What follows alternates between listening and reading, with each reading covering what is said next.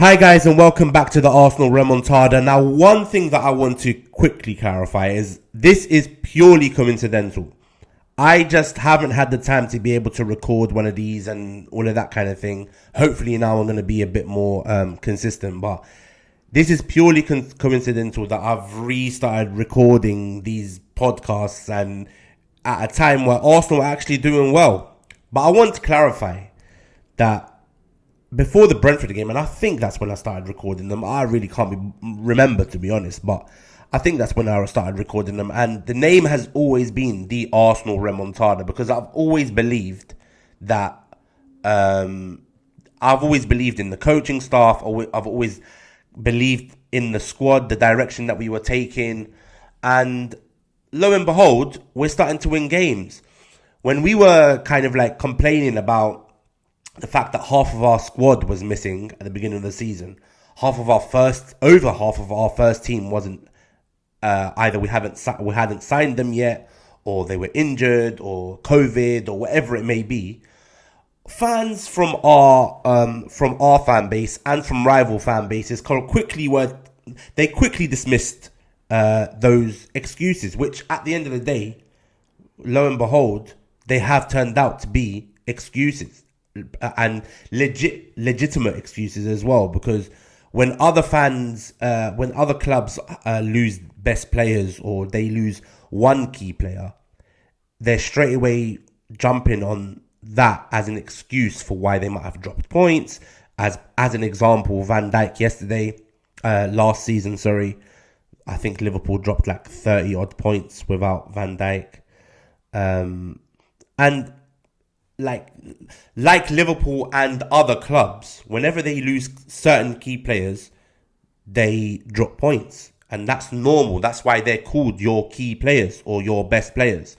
So imagine Arsenal going into the season and your first 3 games of the season include the European champions, the Premier League champions, and Brentford, who the first time in the top flight, the fans are back in the stadiums, it's rocking, and we had an absolutely depleted squad that had just been hit by COVID. Imagine them circumstances, and people didn't want us to use that as an excuse. And people used it to really, really go in on Arteta. We had a terrible start to the season. We conceded 9 goals. We didn't score a goal. We lost all 3 games. One of them was a 5-0 hammering against Manchester City. We really got touched by Brentford. Chelsea, I mean, I was at that game and it was not very nice to watch. We didn't really lay a glove on them. And we had excuses for that. At least we had reasons for that, for why we had those kind of performances. But people didn't want to listen, and that was fine. I don't think that. Football is short-term memory game. People only base you on your last performance, which is fine, and that's what especially our fans were judging Arteta on.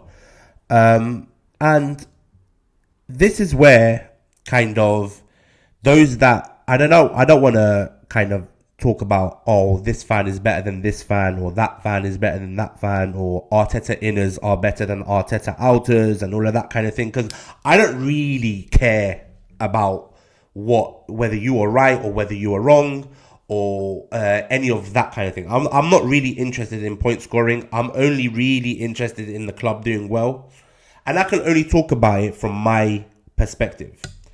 And I want to kind of get into it now, because it's not a surprise and it's not coincidental that since the return of our key players, and not even just our key players, but since the return of our squad, we've had an upturn in results. So when we talk about the return of our players, we're talking about from September onwards, after the international break, once the transfer window had closed in early September, and onwards. And since then, we've played, I think it's 10 games. We've won 8. We've drawn 2. So no, we haven't lost a game since the September international break. We've won 8 of those games. And out of those 8 games, I think we've kept something like, is it 5 clean sheets? clean sheets. I think it's around 5 or 6 clean sheets. I don't know exactly, but the point is that we've had a massive upturn in results, and this is something that, look, you look at, for example, the difference between Liverpool with Van Dijk and without Van Dijk, and you see the massive difference. When you look at, for example, Manchester City without some of their key players, and you see the difference. When you look at Chelsea without some of their key players, and you see the difference. Manchester United without some of their key players, and you see the difference. And it's very obvious. Like I said, this is why they're called key players. This is why they're your best players that you pay big bucks for, that you rely on, kind of thing. It's because they are the players that will bring the quality to the pitch. They're the players that will get you the points. They're the players that will get you the clean sheets, the creativity, the defensive stability, the leadership, etc., etc., etc. So imagine, let's think about our best performance of the season, and I would say that our best performance of the season was probably, in terms of a full 90 minutes, I would say it's probably Aston Villa. And when you look at that lineup and you compare it as an example to the lineup that we had against Manchester City, well, the difference in the lineup is already about 5 or 6 players. And that's not, and it's not a coincidence that our best performance is against Aston Villa and one of our worst performances is against Manchester City. Because you didn't have Partey, you didn't have Ramsdale, you didn't have Ben White, you didn't have Tavares, you didn't have Tomiyasu, you didn't have Lokonga, you didn't have a bunch of players. And it's, like I said, it's no surprise there was an upturn in performances. And the first thing that I want to start on is the defense. One of the reasons for our upturn in performances is, as I said just earlier, out of the 10 games that we've won, or the 10-game unbeaten run since September, we've had, I think it's around 6 or 7 clean sheets, or maybe even more, to be honest, but it's at least 6 or 7. Now, one thing that we've learned across watching, since I've watched football, and it's always been kind of like a mantra that some of the best managers in the world have kind of like kept, and that is, you build from the back. Your defense and your goalkeeper are the foundations, and you build from there. We haven't had that. We didn't start with that, but in the last 10 games, we've had that. When you look at Gabriel, Tomiyasu, Ben White, Tavares or Tierney, and Ramsdale in goal, that is a back five that you could say is potentially going to be a back five that's going to last for the next 6, 7, 8, up to 10 years. It's got so much potential, so much complementary attributes between the players. So much technical ability, so much aggressiveness, so much aerial ability, so much footballing ability and football IQ, the ability to carry a ball, the ability to spray passes, to battle. It has so much skills and attributes that it's no wonder that we've kept 6 or 7 clean sheets or whatever it is in the last 10 games. And that has been a mainstay in the reasons that we've had our upturn in form. And it's one of those ones where, and I'm sure we've all played football, we've all experienced playing with shit goalkeepers, shit defenders, defenders that you feel like if they get the ball, and we've been watching football. Can you tell me, for example, watching Mustafi and Pablo Mari or Socrates and these kind of guys with Bellerin or Cedric at right back and Kolasinac at left back and even Leno in goal, does that breed confidence? Put yourself in a player's shoes. How nervous would you be as a midfield player or as a striker or a winger or whatever in attacking positions if you had a defense that was shaky all the time, or a goalkeeper that was making mistakes, or centre backs that were making mistakes? and then put yourself in the shoes of the fans. I remember even this season against Chelsea, every time Leno gets the ball, and even against Brentford, every time Leno got the ball, the fans start going, ooh.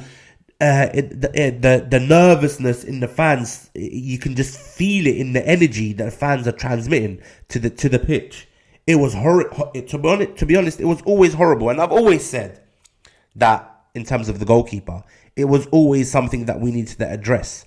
We were always talking about backup goalkeeper and Ramsdale backup goalkeeper and looking at this player as a backup goalkeeper and whatnot, when we actually needed a starting goalkeeper.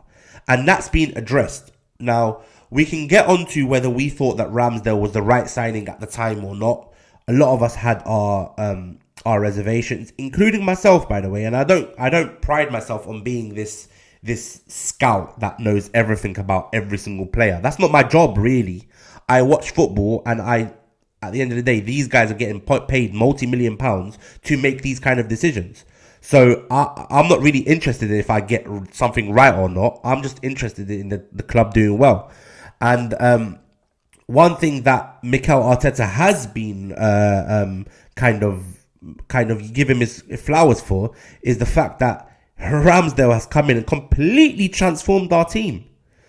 And now I'm going to pick out, I'm going to talk about every single one of them individually, but I want to pick out Ramsdale and Ben White.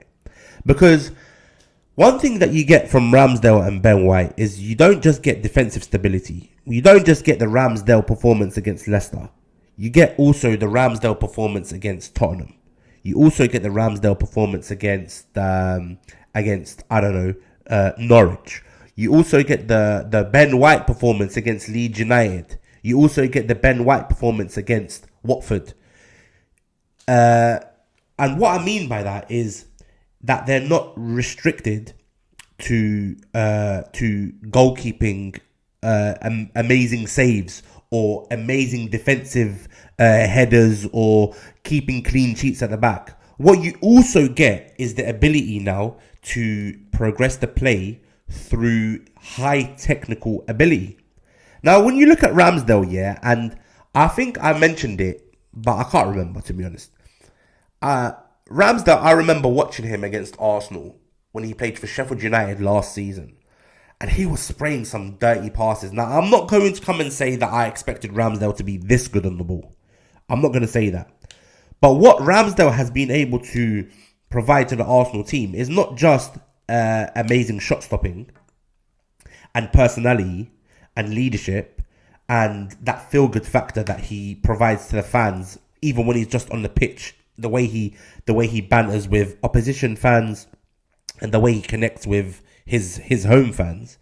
But he also provides that ability to break lines, that ability to spray passes, that calmness on the ball, which is absolutely it's invaluable, really, because that play starts from the back. When you're talking about managers and the build-up that Arsenal have, you have to have a goalkeeper that's competent with the ball. Leno was always a decent shot stopper, very good shot stopper, but he was horrible with the ball. And now let's not try rewriting history. Leno's always been horrible with the ball. Ramsdale has come in, brought new energy, brought new ideas, brought new technical ability, and he's been able to replicate that on the pitch. When you look at some of his passing that he's been able to demonstrate in his last 10 games, it's so impressive that you just think to yourself, like, this is the reason that we needed a starting goalkeeper.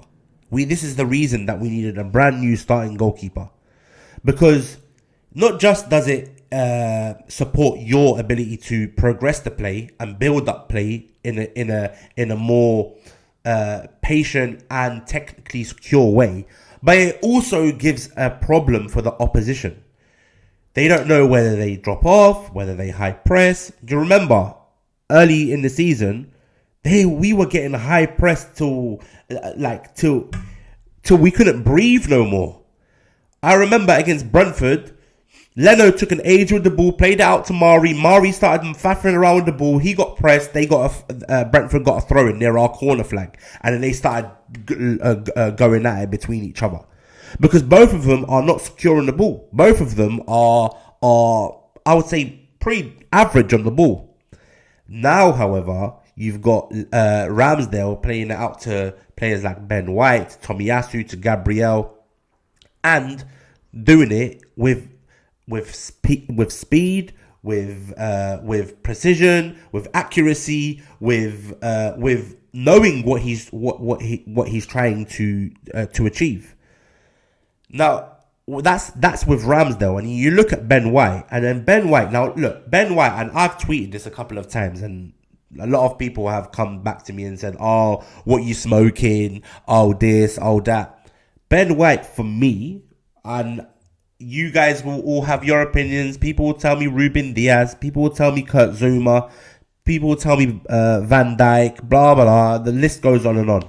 For me, at the moment, I'm talking form. For me, Ben White is one of the best defenders in the Premier League at the moment.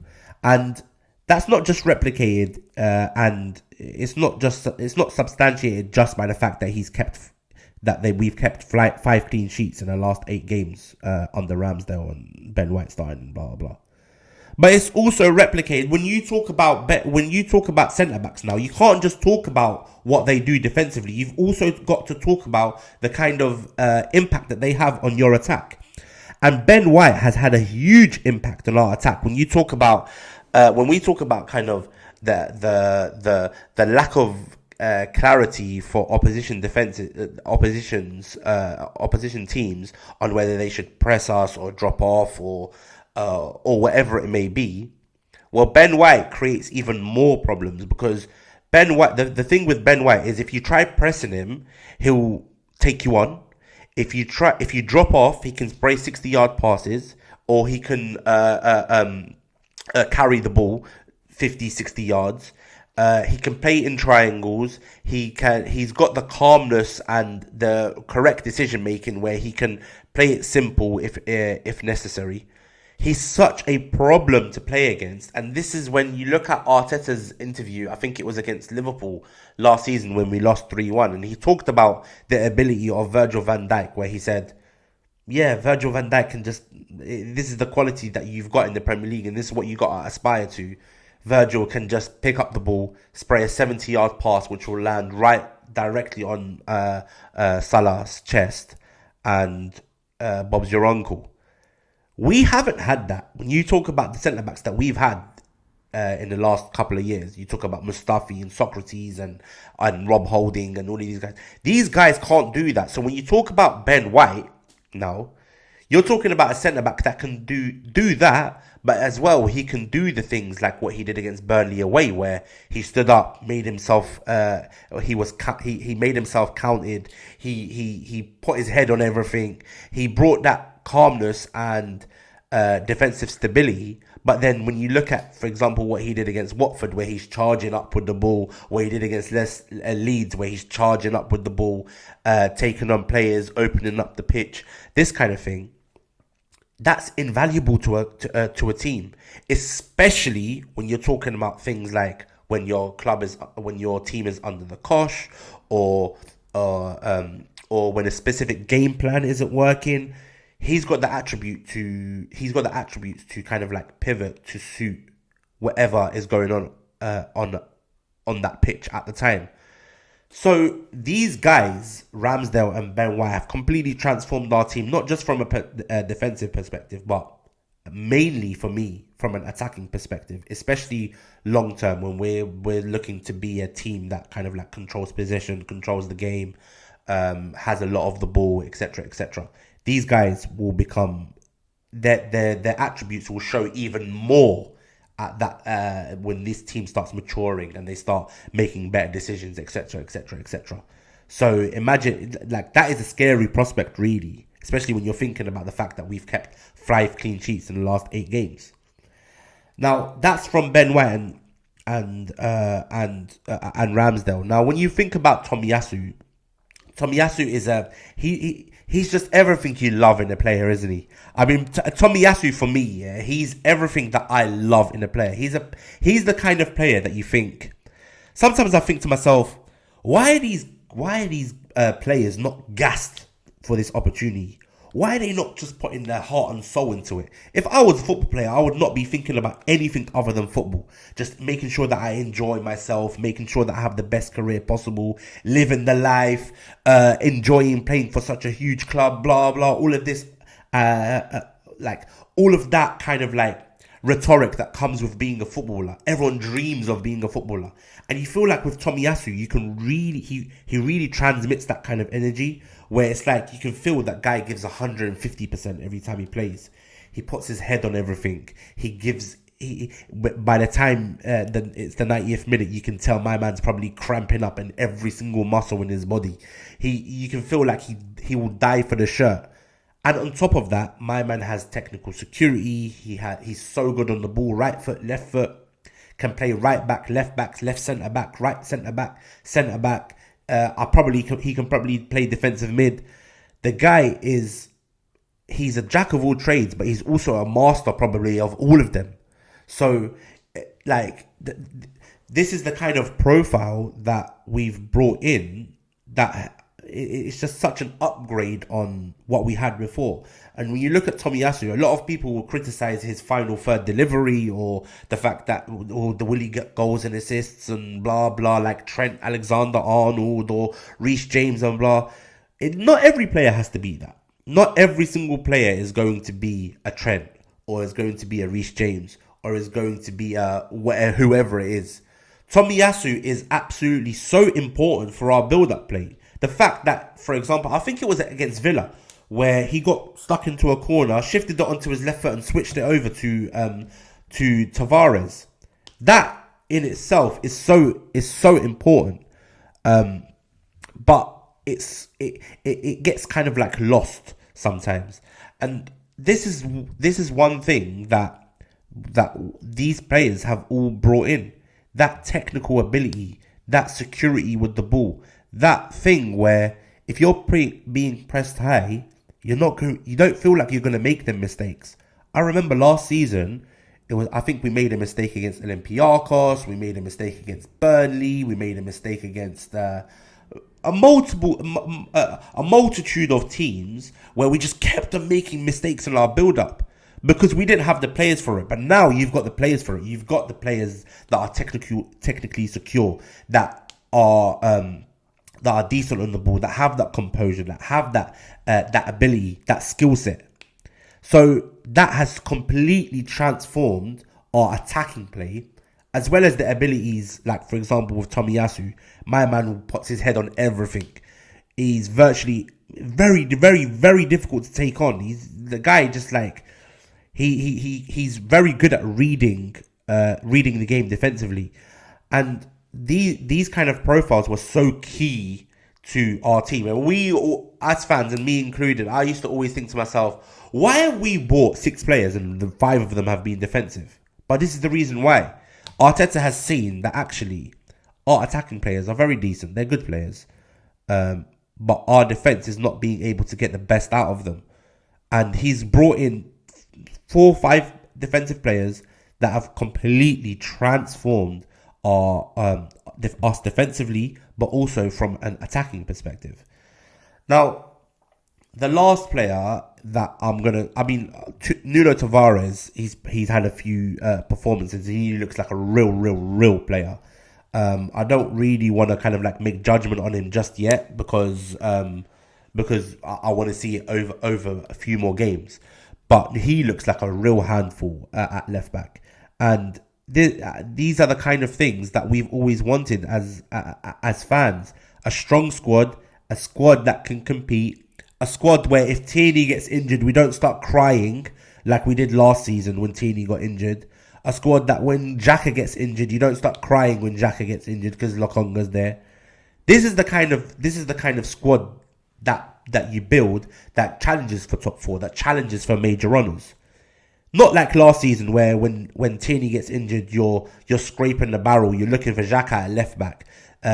When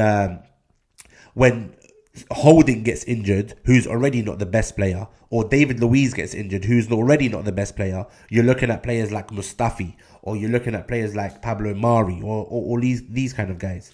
Now you've got Gabriel, yeah, who we started the season without him, and his second half of the season wasn't the best, so people quickly forgot. But Gabriel defensively is our best defender. He's an absolute unit of a man. He's so good in the air. He's very, very, very underrated on the ball, and he's a real leader. Like when I saw him, I think it was against Watford, even against Burnley. Actually, the Burnley game, really stood up. He really made himself. He pumped out his chest and really made himself the leader of that defense. And these are the kind of things that you need when you're looking with a young squad, with a team that's building its characters, building relationships, building partnerships, all of that kind of thing. And he's really done that. And I'm so happy to be able to watch a defense where I feel comfortable when I'm watching them play. I feel so happy that you see them defensively they're secure, and when they've got the ball, they're very unpredictable in the way they're gonna build up the play. Is Ben White gonna smash a 70-yard pass on the chest of Smith Rowe? Is Gabriel gonna break a line and play the ball into like an Odegaard or Lacazette or whoever it may be, or down the channel to Aubameyang? Like, there's so many different options now, and it is so exciting to watch. Whether you like it or not, the stats speak for themselves. And I'm not really a stats man. I don't really pay attention to stats. I'm more interested in the eye test. But at the same time, 5 clean sheets in 8 games, it's very respectable. And I think in terms of clean sheets, I think we've got the best clean sheet kind of percentage at the moment in the league. Which, when you look at the teams that are in the league and the amount of money that they've spent on their defences, when you look at Man United, what they've spent on their defence, and when you look at Manchester City, what they've spent on their defence, and Chelsea, that play with the back five, and what they've spent on their defence, and Liverpool with Van Dijk, and all of these teams, is such a testament to not just the players, but to the system, to everything that's gone in to those.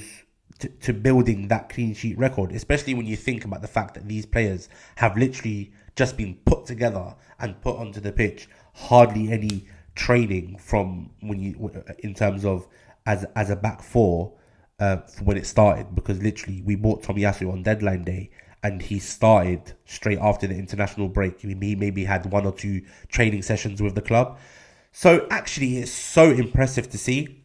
And that's where I'll move on to Arteta. Now, I've always been Arteta in. Anyone that knows, reads my tweets or has watched this channel before will know that I've always supported Arteta. And there's this misconception that I want to address. Firstly, is that, well, 2 misconceptions really. Firstly, people will say, "Who have we played though? We haven't played anyone. We've beaten Leicester, who are 11th. We've beaten Aston Villa, who just got their manager sacked. We've beaten Tottenham, who just had their manager sacked. We've beaten blah blah blah blah." And they'll really put a downer on results, which are super impressive. So what I would say to that is, yeah, that's true. We might have beaten teams that are not in the best of form at the moment. But from what I remember, Burnley weren't in the best of form when they drew away to Chelsea at Stamford Bridge in the last game. I don't think Southampton were in the best of form when they drew 0-0 against Manchester City away from home. I don't think they were on the best of form then. I don't think that Brentford were necessarily on the best of form when they smacked 3 goals past Liverpool and drew 3-3 at their stadium. I don't think that when you look at, for example, people criticise the 2-2 draw against Crystal Palace, but then won't say anything when Crystal Palace go to the Etihad and beat Manchester City 2-0. Like, the point I'm trying to make is there's no easy games in the Premier League. There's this idea that just because this club might not be doing well at a certain time, moment of time, that it's going to be an easy game. And that's never been the case in the Premier League. Yet people just say, oh, but who have we beaten though? We've beaten some good teams. Aston Villa were threatening. Aston Villa had just beaten Manchester United away from home. Aston Villa had invested quite heavily in the summer, and people were banging on about Aston Villa's signings. When you look at Leicester City, well, when I see United fans now begging for Brendan Rodgers, well, he's the manager of Leicester City. So either they're a good team or they're not a good team. They're either a well-coached team or they're not a well-coached team, which I think they are a well-coached team when they're literally the FA Cup holders. They just won a trophy. They've been challenging for top 4 in the last 2 seasons. They might be going through a bad patch, but they had just put 4 past Man United. So they are a good team. This idea that any game is that certain games, just because of, oh, it's Norwich, oh, it's Burnley, oh, it's Aston Villa on a bad run or Tottenham on a bad run. No. These are all difficult games. They're all difficult games. Tottenham beat Manchester City this season. No one was complaining about them being a badly or well-coached team then. When Tottenham were top of the league in September, people were saying, oh, wow, how are they doing this? Blah, blah, this and that. Now suddenly they're a shit team. Oh, who are Tottenham? They just got their manager sacked. But they've had decent results though against certain clubs. And then, like I said, there's no easy game in the Premier League. That's the first thing. So this misconception that, oh, who have we beaten though? We've beaten good Premier League clubs. You can only beat what you're playing against, and we've beaten good clubs. And this is the thing with Arsenal fans, yeah. We've got this inferiority complex going on at the moment. No one really wants to be confident. No one really wants to say, I know there's people online and on Twitter, and props to you guys. I know some of the lads that I follow, very kind of like positive and believe in where we're going to finish and stuff like that. There are obviously fans like that. But the majority of the Arsenal fans, you just feel like they're just waiting. They're waiting for that bad performance to say, see, look, I told you, blah, blah, this and that. Well, we've been 10 games now. 10 games, yeah. And of those 10, we've kept X amount of clean sheets. We're now, I think it's maybe joint fourth in the league. We're into the next round, virtually, fingers crossed if we beat Sunderland. We're into the semi-finals of the Carabao Cup. So there's a lot to look forward to, yet fans just want to say, "Oh, but who have we beaten?" Because they don't have the minerals to be able to say, "Yeah, we're a good team." Actually, we are a good team. Especially Arsenal are renowned for getting into their own in the second half of the season, especially without Champions League or European football. So be confident. Say it with your chest. Own it. Be happy about the way that the club is going, because when we're losing, you guys are complaining and moaning and crying. Be happy about what we're doing. Instead, you're just sitting there like you got fire stuck up your ass, and you're just thinking, oh, it's not sustainable. This and that. Who have we beaten? No, we've beaten good clubs, and these are good clubs, whether you like it or not. Like I said, other Champions League and European champions and Premier League champions haven't beaten all the teams that they're supposed to beat. So when we do it, then it is a positive thing. It is something that has to be recognised. But anyway, those that are Arteta out will continue to kind of like throw shade on our achievements and our results and blah blah, because it doesn't suit their agenda. So those guys can piss off. But it is something that's positive. The other misconception, is that we've just started doing well. We've just started getting results. We've just started building a team that can actually win games, which is absolute bollocks. It's nonsense. Since the introduction of Smith Rowe on Boxing Day, and when we used to say that Arsenal were top 4 in terms of results back in February and stuff like that, people used to say, oh, it's just a 2-month sample size. It's not a big enough sample size. Sample size. They love that word, innit? Sample size. Well, okay, that's fine. Not a big enough sample size in February where we had played 15 games or whatever, 10 games, or however many games it was, yeah. We were top 4 in terms of results.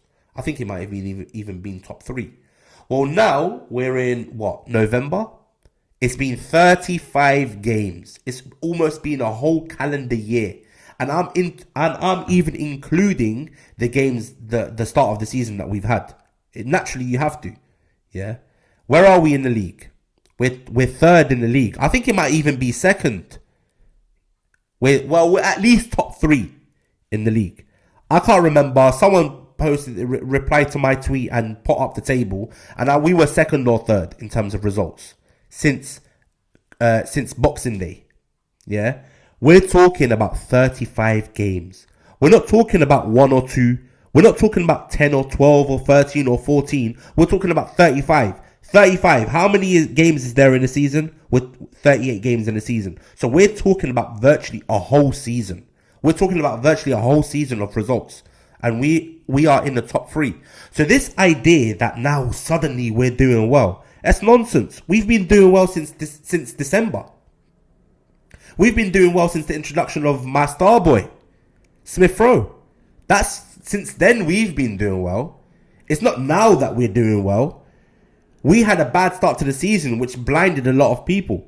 Because we finished 8th last season, people will say, oh, this and that. We finished 6 points away from top 4 last season. And we factor in the amount of bullshit decisions that we had from VAR last season and refereeing decisions and all of that kind of thing, we would have actually potentially finished 4th last season.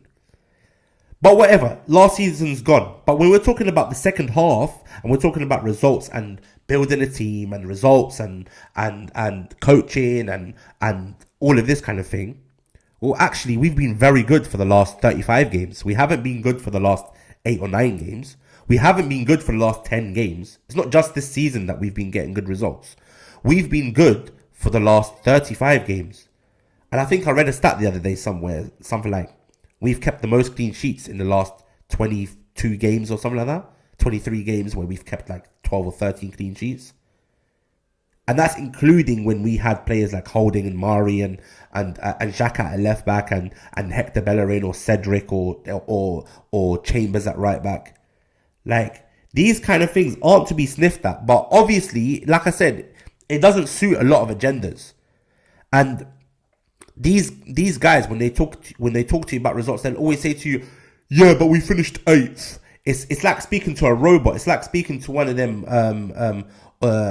like them robots that answer the phone and they just keep on repeating the same old shit. Now, when I call my GP, I'm trying to take an appointment, it'll just keep on repeating the same old nonsense. And I'm trying to get through to them and they just keep on repeating the same old nonsense. In the end, I just have to close the phone. Because I'm just thinking, oh, forget these guys. I can't bother. I'm just going to go directly to the GP and make an appointment or whatever. These guys, yeah, they're like my GP's answer machine thing. Just talking absolute bollocks. Repeating the same old nonsense. Oh, we finished 8th. Yeah, we did finish 8th. But look at the bigger picture. I'm telling you, there was extenuating factors why we started off the season so badly last season.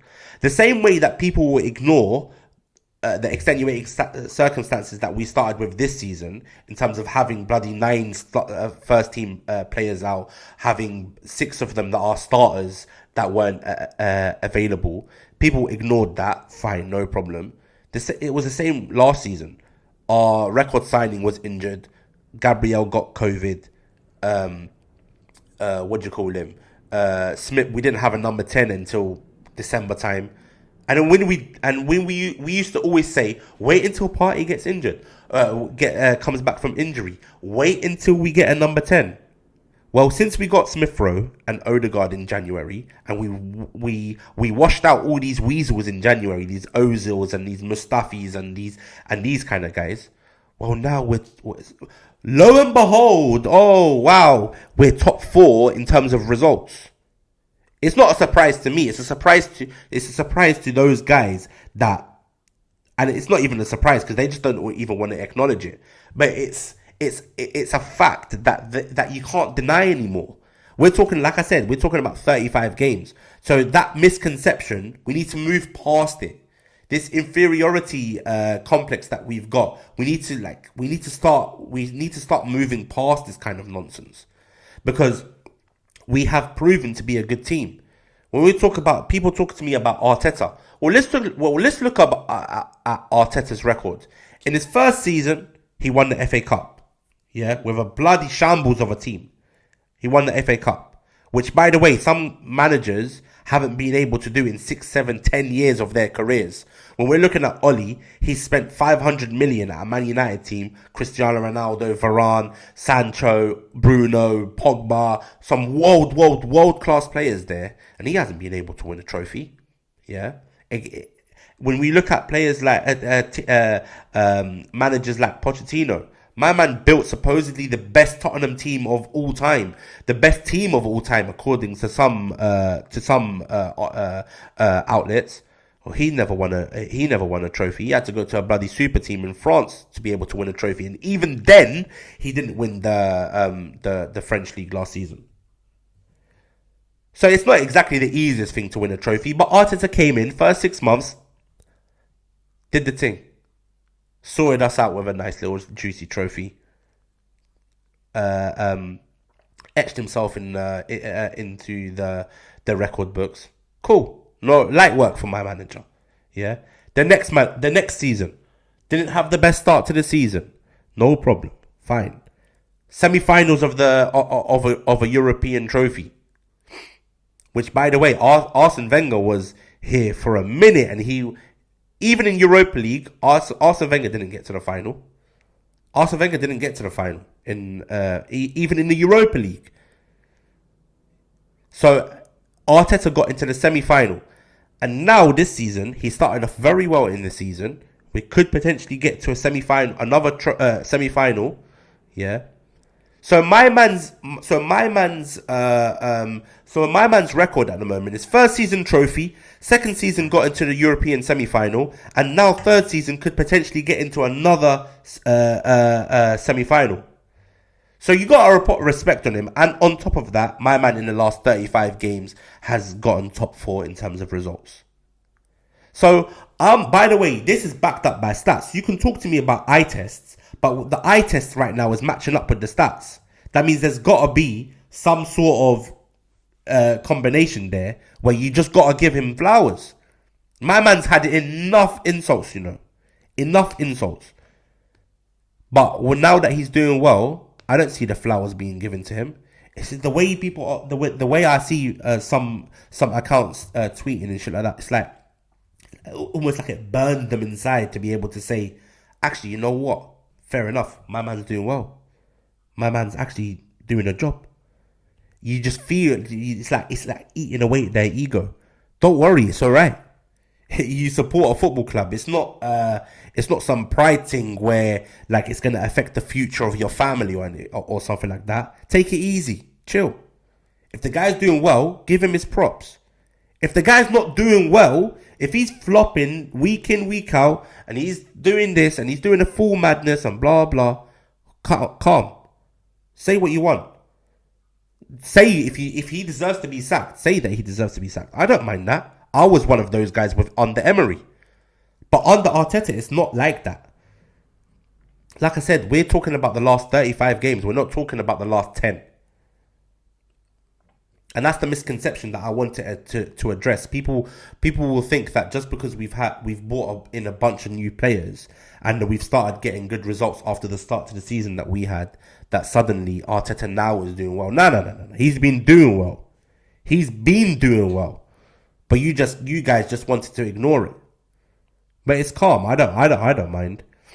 We're working, we're building, and I'm happy with the direction that the club is taking. And from what I'm seeing and from what I'm hearing, all the optics coming out of the club are like we're actually trying to work like a real football club that cares about its fans again.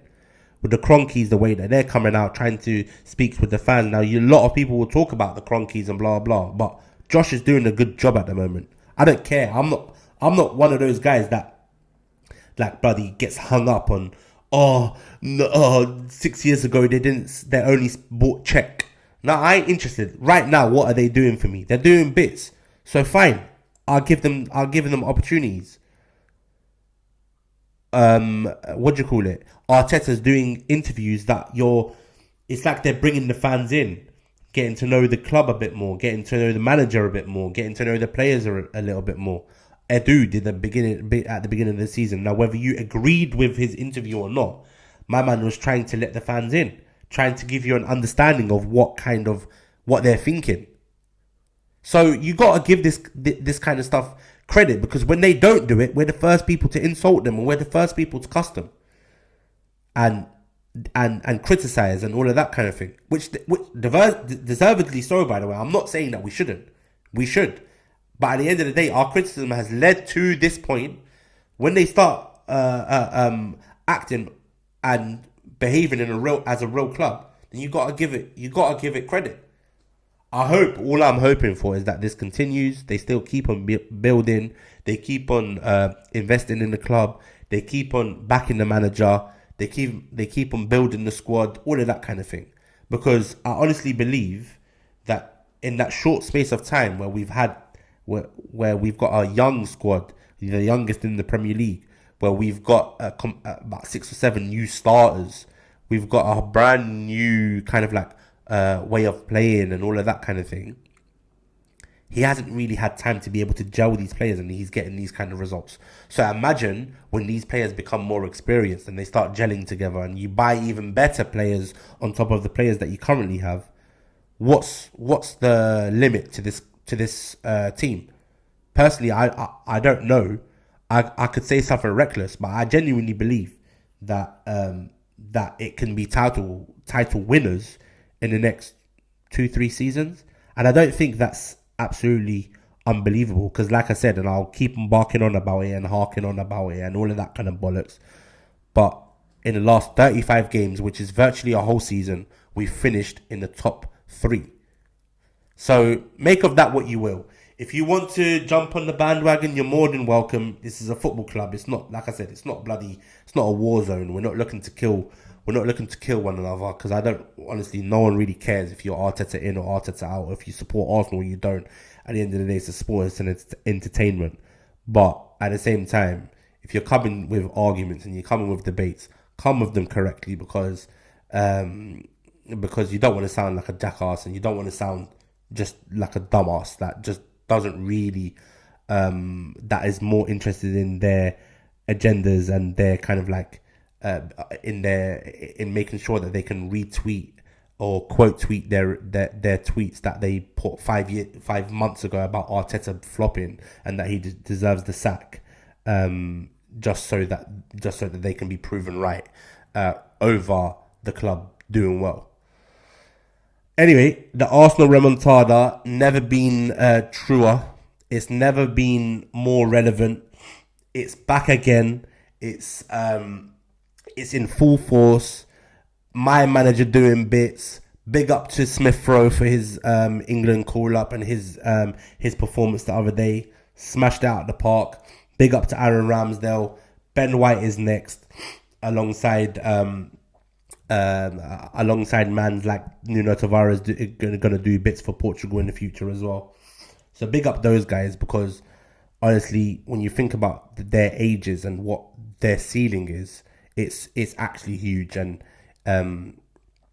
those that know, and those that want to support will support, and those that just want to sit down and cry the whole day for followers on Twitter are gonna do that. So you man, do you. But I'm more interested in these good feelings, these good vibes, and yeah, man. Big up the Arsenal. I've got a good feeling about this season. I don't know where we're gonna end up finishing. I'm not really interested in that at the moment. I'm more interested in seeing the club progress, seeing the club building, and naturally results will come with better players, and that's already shown with the progression that we've had this season alone. So big up the Arsenal, big up my manager, and like I said, big up my star boy as well. More caps soon. World Cup, you're gonna be on that plane. And yeah, Arsenal Remontada. The next episode is probably going to be the preview for the Liverpool game. So I'll shout you guys then. Until then, stay blessed. Peace.